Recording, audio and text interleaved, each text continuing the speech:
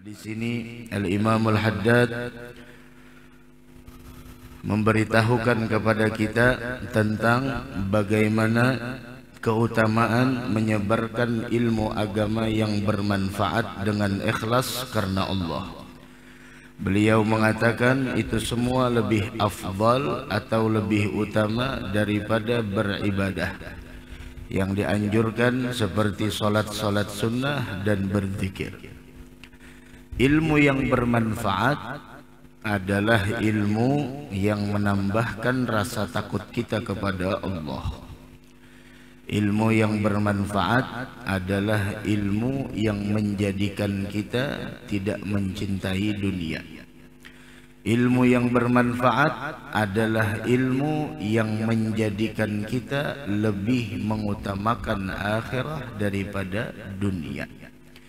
Ilmu yang bermanfaat adalah ilmu yang menjadikan kita mengetahui tentang aib dan kekurangan yang ada di dalam diri kita.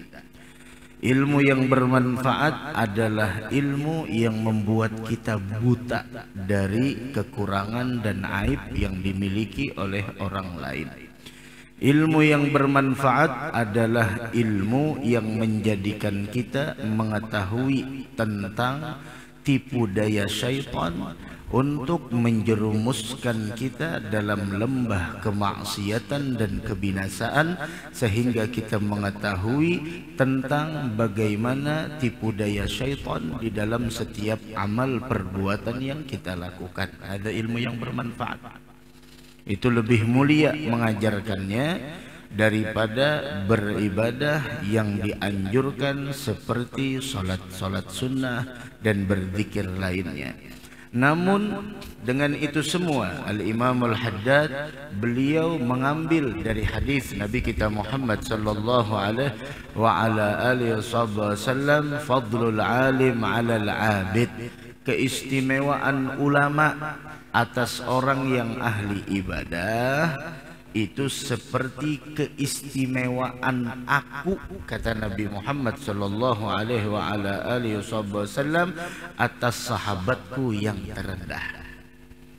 Nah, bukan berarti ulama yang dimaksud di sini mereka tidak punya ibadah, dan tidak dimaksudkan orang yang abid di sini adalah orang yang tidak punya ilmu. Karena sesuatu yang sangat mustahil orang yang melakukan ibadah tanpa ilmu. Karena orang yang melakukan ibadah tanpa didasari dengan ilmu pengetahuan agama, bukan manfaat yang dia dapatkan, tapi mudarat yang akan dia rasakan. Seperti puasa di bulan Ramadan. Kalau kita tidak mempunyai ilmu agama di dalam puasa yang kita jalankan, apa yang kita dapatkan? Hanya sekedar lapar dan haus, tidak ada pahala di sisi Allah Subhanahu wa taala.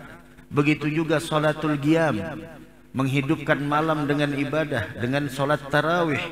Apabila salat tarawih kita tidak mempunyai ilmu agama, imamnya tidak punya ilmu, wala makmumnya tidak punya ilmu, sehingga yang mereka dapatkan bukanlah pahala yang begitu besar Allah siapkan bagi orang yang menghidupkan malam-malam Ramadan dengan ibadah, namun yang dia dapatkan hanyalah capek. Apalagi nih malam, Masya Allah, malam terakhir kita di 10 pertama bulan Ramadan. Artinya apa? Sepertiga dari bulan Ramadan akan meninggalkan kita. Tinggal 2/3 lagi. Ya Rabb, mudah-mudahan diterima di sisi Allah Subhanahu wa ta'ala. Sepertiga udah berlalu Ramadan dari kita. Introspeksi diri kita, cari tahu kesan apa yang kita dapatkan dari salat tarawih. Kesan apa yang kita rasakan dari Al-Quran yang kita baca dan yang kita dengar. Pelajaran apa yang kita ambil di sepertiga pertama di bulan suci Ramadan dari puasa yang kita jalankan. Kita harus cari tahu itu semua. Pelajaran apa yang kita dapat dari rasa lapar dan haus yang kita rasakan di sepanjang bulan suci Ramadan. Sejauh apa Ramadan merubah diri kita? Sejauh apa Ramadan merubah keadaan kita? Sejauh apa Ramadan mendidik hati kita? Sejauh apa Ramadan memberikan sebuah pembelajaran penting dalam diri kita, itu kita harus cari tahu. Jangan sampai sepertiga ingin berlalu dari kita, wah kita seperti ini. Ya Rabb, Allahumma ya muhawwilal hawli wal ahwal, hawwil halana ila ahsani hal. Mudah-mudahan keadaan kita dirubah menjadi keadaan yang terbaik insyaallah. Namun yang dimaksud alim dan abid di sini, alim orang yang punya ilmu, abid adalah orang yang ahli ibadah. Bukan berarti orang yang alim di sini tidak punya ibadah. Dan bukan berarti orang yang abid di situ adalah orang yang tidak punya ilmu. Tidak. Akan tetapi yang dimaksud dari dua golongan tersebut, al-alim wal-abid, yaitu orang yang ulama itu yang dimaksud oleh Nabi Muhammad adalah kesibukannya lebih banyak dengan ilmu ketimbang ibadah. Ibadah yang sunat maksudnya. Bukan berarti tidak punya ibadah sama sekali, namun kesibukannya lebih banyak dengan menuntut ilmu, mengajar ilmu, kemudian lagi membicarakan tentang ilmu. Dan yang dimaksud abid di situ orang yang ahli ibadah adalah bukan berarti mereka yang beribadah tanpa ilmu, akan tetapi kesibukannya dengan ibadah jauh lebih banyak daripada ilmu pengetahuan agama. Bukan berarti tidak punya ilmu sama sekali, karena orang yang beribadah tanpa ilmu bahayanya akan kembali ke dalam dirinya. Itu diceritakan ada orang dahulu ahli ibadah dan dia tidak menikah. Dia tidak menikah, sibuk dengan ibadah. Tapi di samping rumahnya ada hemar. Tahu hemar? Hemar itu hemar betina apa? Keledai apa kedelai? Keledai betina. Samping rumahnya ada. Maaf nih, ini ceritanya real, ada disebutkan dalam kitab. Ketika syahwatnya memuncak, tahu apa yang dia lakukan? Dia pun mendatangi keledai betina tersebut. Dan dia pergauli keledai betina itu. Dia anggap itu tidak jadi masalah. Dan dia tidak menikah. Padahal nikah adalah ibadah. Tiap hari dia lakukan seperti itu. Dia ibadah. Ketika nafsunya memuncak, datang kepada keledai. Dia pergauli keledai. Setiap hari sampai ada orang yang tahu. Apakah engkau tidak tahu itu adalah haram? Tidak boleh. Dan itu termasuk lutiyun. Termasuk di sana kaum Nabi Lut, yang mana mereka adalah orang-orang yang dibinasakan Allah di zaman dahulu. Dan ingat, ini yang sudah melewati juz 8, juz 9. Coba renungkan dari setiap firman Allah yang ada di dalamnya. Kaum Samud, kaum berbagai macam kelompok-kelompok dari umat terdahulu, bagaimana kekuasaan yang mereka miliki, bagaimana kekuatan yang mereka punya, bagaimana di sana kemaksiatan yang merajalela di zaman itu. Tapi apa akhirnya? Semuanya dimusnahkan oleh Allah. Wal aqibatu lil muttaqin. Dan pada akhirnya Allah menjawab, kesudahan yang baik itu bagi mereka yang bertakwa kepada Allah. La ilaha illallah. Ini maksudnya. Sehingga disebutkan di sana oleh Nabi kita Muhammad, fadlul alim 'alal 'abid ka fadlil qamar lailatul badr 'ala sairil kawakib. Keistimewaan orang yang punya ilmu atas orang yang ahli ibadah. Ilmu di sini bukan ilmu-ilmu sembarangan, ilmu agama. Ilmu yang mendekatkan kita kepada Allah, yang sudah ulun jelaskan di pertama tadi, ilmu yang bermanfaat. Itu ilmunya, bukan ilmu yang sembarang ilmu. Keistimewaan orang yang punya ilmu atas orang yang ahli ibadah, seperti keutamaan bulan purnama di malam ke-15 tersebut atas seluruh bintang-bintang. Lihat bulan purnama, bagaimana indahnya.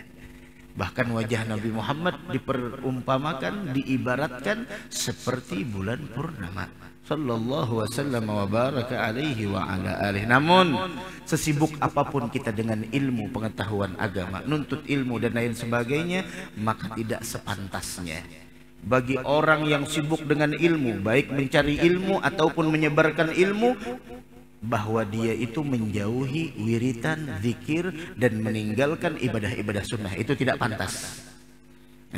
Harus ada waktu. Salat duha kita harus ada, wiritan zikir ada, wiritan Al-Quran ada.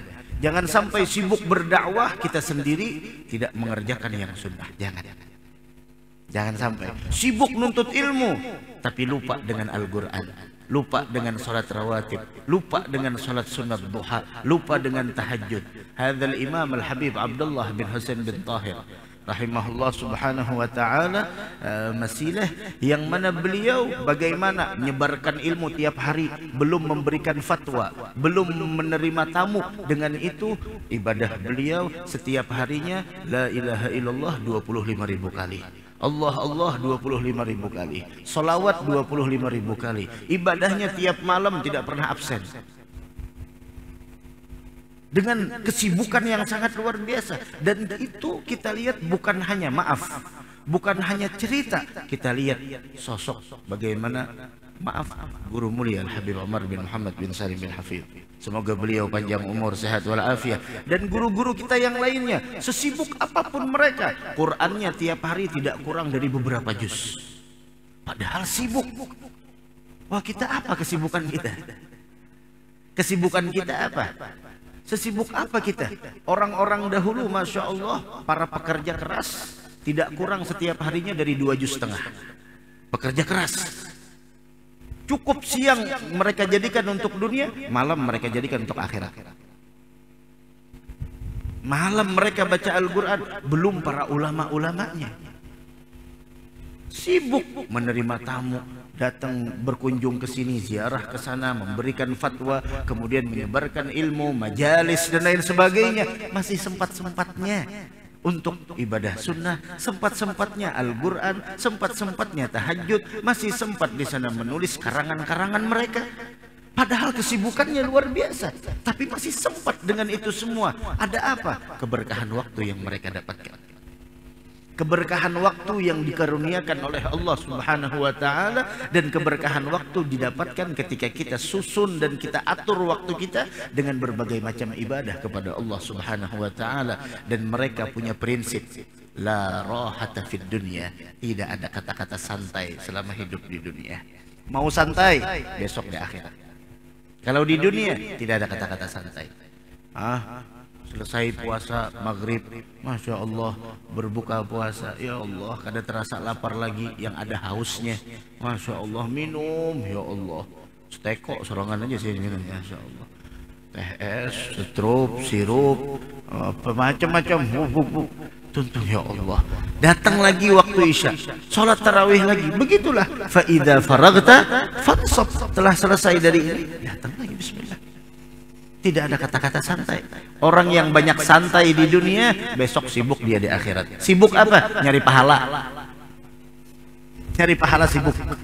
Ini kita dari tahajud, sahur, kemudian datang waktu subuh, ngantuknya kayak apa? Ayo paksa. Kenapa? Di dunia bukan tempat santai. Mau santai, besok di akhirat. Mau senang-senang, besok di akhirat. Tidak ada kata-kata santai. Bismillah, sholat subuh lagi, duduk lagi sampai isyraq, kemudian habis isyraq 2 rakaat lagi, setelah sampai rumah, balik ke rumah, kerja lagi, kerjanya disertai dengan niat yang baik, pahala lagi, sampai waktu zuhur datang zuhur, begitu. Tapi orang yang banyak santai di dunia, santai dari kebaikan maksudnya, besok dia bakal sibuk untuk mencari nilai-nilai kebaikan yang dulunya dia tinggalkan selama di dunia. Maka bersyukur ketika kita disibukkan oleh Allah dengan kebaikan. Tidak semua orang dapat kesibukan dengan hal-hal yang mulia. Tidak semua orang dapat kesibukan dengan hal-hal yang baik. Ketika kita disibukkan dengan hal yang baik, usykur rabbak, bersyukurlah kepada Allah Subhanahu wa ta'ala. Dari karenanya Al-Imam Malik rahimahullah subhanahu wa ta'ala berkata, beliau mengatakan, tuntutlah ilmu dengan cara yang tidak merugikan ibadah. Jangan sampai nuntut ilmu merugikan ibadah, apalagi meninggalkan ibadah sama sekali. Ilmu apa? Nuntut ilmu, setelah nuntut ilmu, Masya Allah, sembahyang kada, puasa kada, Masya Allah. Ini namanya bukan rugi lagi, bangkrut. Al-Imam Malik mengatakan, tuntutlah ilmu dengan cara tidak merugikan ibadah. Rugi pun jangan, apalagi bangkrut. dan kerjakan ibadah dengan cara yang tidak merugikan ilmu. Jangan sampai kita hanya ibadah tapi ilmu tidak kita dapatkan. Nuntut ilmu pun ibadah. Begitu. Mudah-mudahan Allah berikan taufik dan hidayah. Dan ingat, nuntut ilmu tidak ada kata-kata selesai. Nuntut ilmu tidak ada batasan usia. Nuntut ilmu semuanya masuk, mau usia kecil, muda, tua, semuanya, dan tidak ada batasan usia tertentu dalam nuntut ilmu.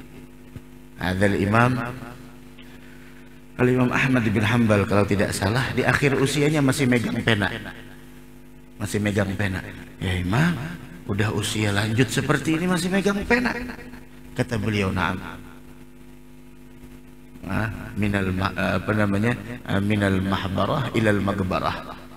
Saya akan bawa pena ini sampai ke dalam kubur saya. Artinya saya nuntut ilmu sampai ke dalam kubur. Tidak ada kata-kata selesai, apalagi lulus, apalagi tamat, tidak ada. Udah diwisuda, setelah itu selesai, tidak ada. Udah punya pangkat berapa S, tidak ada istilah di sana berapa S, tidak ada kata-kata selesai dalam menuntut ilmu. Orang semakin pintar, semakin tahu tentang kebodohan dirinya. Nah, bismillah, baca setelahnya. Dahulu Al-Imam Syafi'i rahimahullah ta'ala membagi malamnya menjadi 3 bagian. Sepertiga untuk sholat atau beribadah, sepertiga untuk menuntut ilmu, dan sepertiganya untuk tidur. Ada Imam Syafi'i membagi malamnya 3 bagian. Sepertiga untuk ibadah, sholat, sepertiga untuk ilmu, sepertiga untuk tidur. Wah, kita seberataan guring harus tahu, Masya Allah, apalagi bulan Ramadan puasanya cuma 4-5 jam. Dari habis subuh guring sampai jam 3 baru bangun. Masya Allah, tabarakallah. Ini orang puasa belajar mati ya, kayak gini jadinya. Belajar mati puasanya. Masya Allah, tidur jam 3 baru bangun. Itu sholat zuhur, setelah sholat zuhur asar 3 jam 3, 4, 5, 6, 3 jam setengah puasanya. Masya Allah. Ini bukankah naumus shaim ibadah? Berdalil pulang, Masya Allah. Tidurnya orang yang berpuasa ibadah. Iya benar, tapi lebih bagus lagi kalau engkau bangun baca Al-Quran, merasakan masal ju' wal atus, engkau merasakan lapar dan haus, itu lebih bagus. Nah ini Imam Syafi'i membagi malamnya seperti itu. Sepertiga ibadah, sepertiga ilmu, sepertiga untuk tidur. Begitu, luar biasa. Malam-malam mereka bagi seperti itu. Malam itu memang gelap, tapi akan menjadi malam itu memang gelap, akan tetapi malam yang gelap akan menjadi indah dengan kita hidupkan malam itu melalui ibadah. Malam akan menjadi tenang jika kita hidupkan malam tersebut dengan zikir kepada Allah. Malam yang gelap akan menjadi terang dengan bacaan Al-Quran kita. Malam yang mencekam akan menjadi sesuatu yang menenangkan dan menggembirakan hati kita jika kita warnai dengan berbagai macam ibadah di malam hari, tahajud, witir dan lain sebagainya. Nah, baca lagi. Hujjatul Islam Al-Imam Al-Ghazali rahimahullah ta'ala telah menjelaskan dalam bab tertibul awrad pada kitab Ihya Ulumuddin tentang cara mengatur waktu bagi orang-orang yang berilmu dan pembagiannya. Hendaknya setiap orang yang berilmu membaca apa yang dijelaskan oleh beliau dan mengamalkannya, dan Allah Subhanahu wa ta'ala berkuasa atas hidayahnya. Kebimbangan-kebimbangan yang kami sebutkan dan yang tidak kami sebutkan kadang-kadang terjadi pada sebagian ulama yang bertakwa dan tunduk kepada Allah Subhanahu wa ta'ala. Sedangkan kebimbangan-kebimbangan dan prasangka yang terjadi pada mereka sekedar berpenampilan seperti para ulama yang belum mencapai takwa dan tunduk kepada Allah dan belum bersungguh-sungguh dalam mengamalkan ilmunya. Sangat banyak dan semuanya kembali pada keadaan orang-orang yang lalai dan rusak. Kebimbangan itu menghalanginya dari mengajak ke jalan Allah Subhanahu wa taala, dan menghalanginya dari menyebarkan ilmu mengharap ridha Allah Subhanahu wa taala, seperti sibuk dengan keadaan dunia dan mata pencaharian mereka, menjilat orang-orang yang batil pecinta dunia, dan menghalangi mereka menunda-nunda dan mengulur waktu dari masa ke masa. Ini kebimbangan-kebimbangan yang kami sebutkan itu, kata beliau, atau yang tidak kami sebutkan, semuanya itu menghalangi orang dari mengajak ke jalan Allah dan menghalangi mereka dari mengajarkan ilmu yang mana tujuannya adalah mengharap ridha Allah, seperti sibuk dengan dunia dan mata pencaharian mereka, menjilat orang-orang yang batil jadi penjilat, dan pecinta dunia, dan menghalangi mereka, menunda-nunda dan mengulur waktu. Jangan mengulur waktu. Waktu bisa kita ulur, tapi kalau ajal datang tidak bisa kita ulur.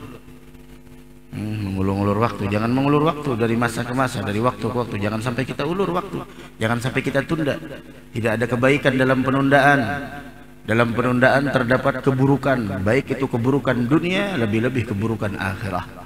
Dan kebanyakan orang yang dimasukkan ke dalam neraka adalah min ahli taswif, orang-orang yang suka menunda daripada amal ibadahnya.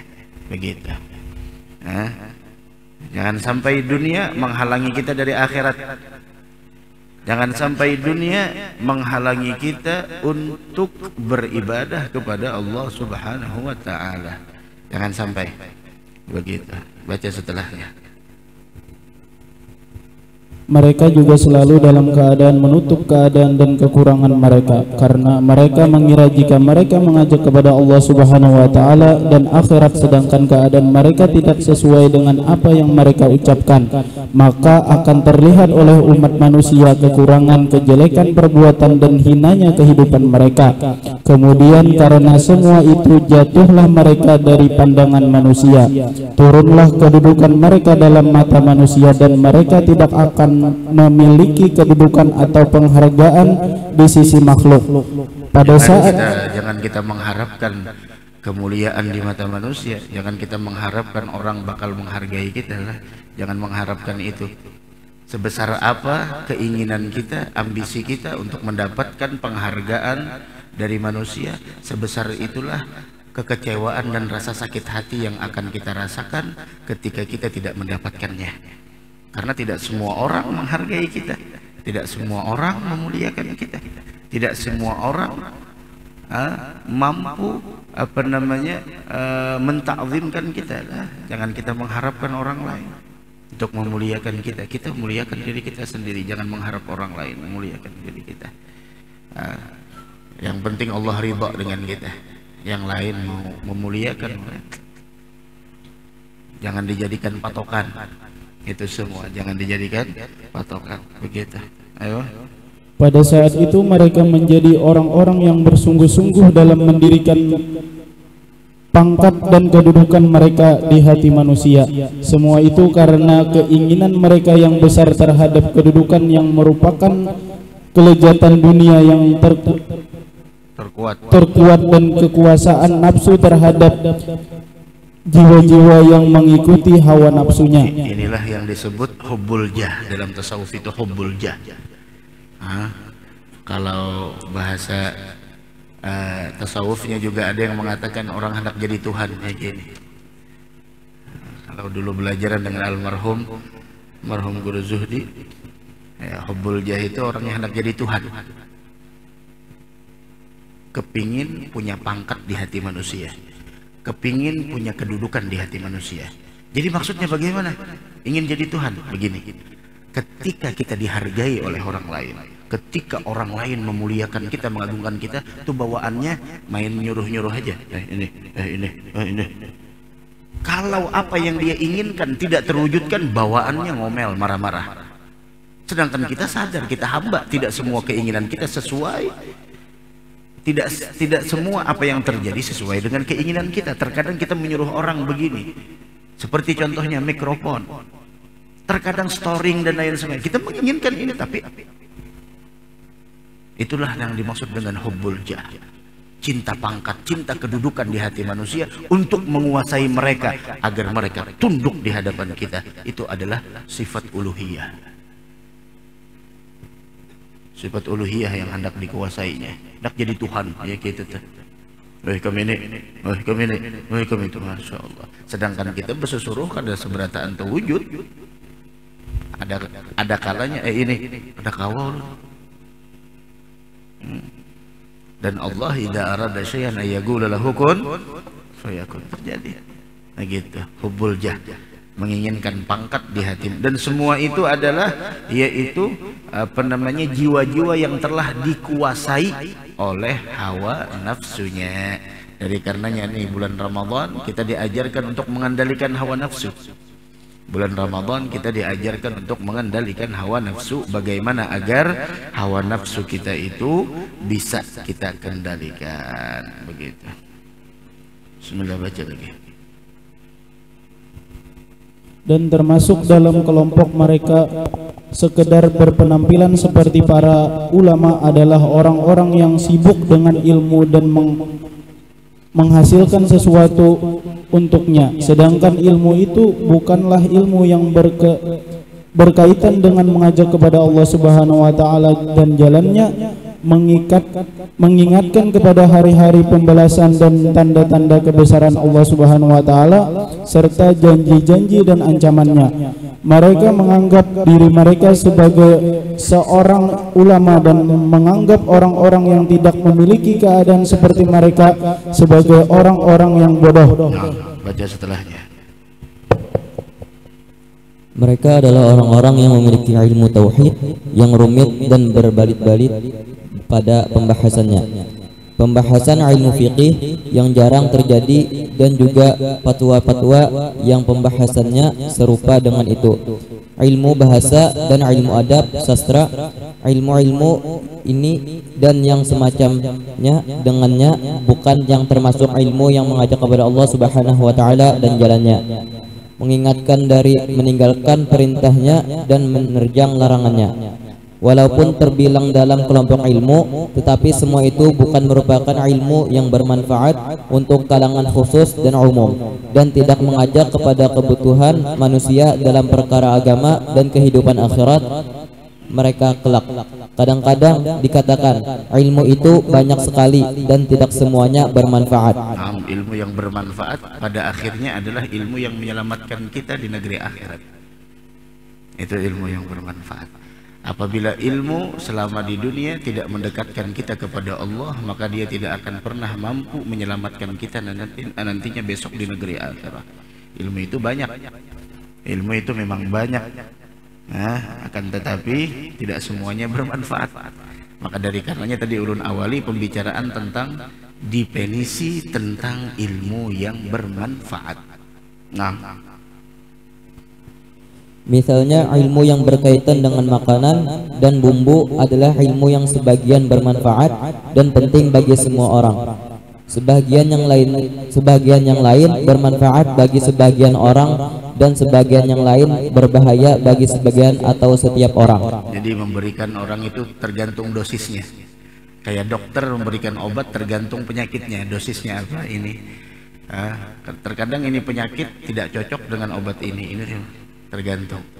Dari karenanya Rasul mengatakan khatibun nas ala gadri ugulihim. Kalau ingin berbicara sesuaikan dengan pemahaman mereka.